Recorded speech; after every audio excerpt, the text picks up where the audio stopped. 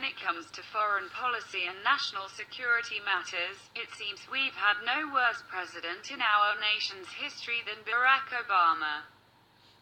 During his administration, he constantly slammed Israel and strained our relationship with them, which is unacceptable seeing as how they are our oldest ally in the Middle East. On top of that, he refused to take ISIS seriously, doing nothing to put an end to the group, thus they went unchecked and have grown in power and influence. And this is just the tip of the iceberg when it comes to the failures of the former administration.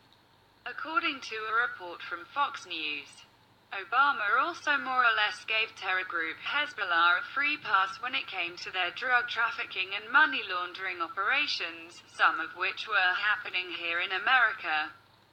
In order to make sure the Iran deal stayed on track during negotiations, the corruption seems to know no bounds. Here's Fox with the details.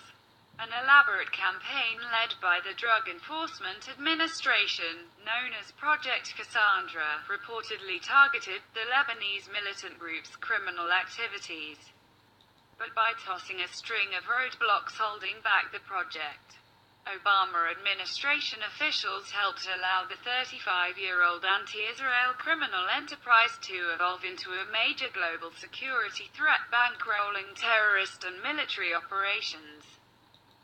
The report added, "This was a policy decision, it was a systematic decision."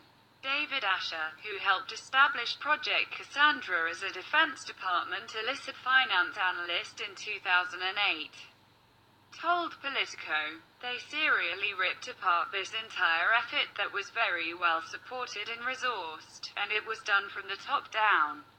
When Project Cassandra leaders, who were working out of a DEA's counter facility in Chantilly, Virginia, sought an okay for some significant investigations, prosecutions, arrests and financial sanctions, Justice and Treasury Department officials delayed, hindered or rejected their requests, according to Politico.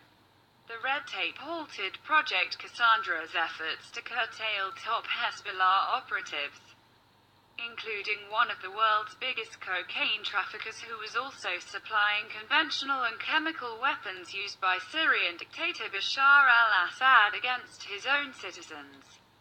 That operative's code name, the Ghost.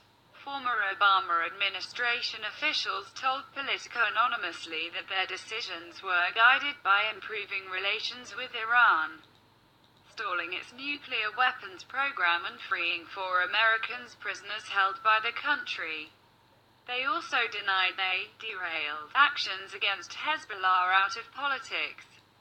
This right here should serve as a brilliant summary for the anti-American policies that defined the Obama administration and their ridiculously moronic strategy of leading from behind. It also reveals the blatant anti-Semitism of the radical left.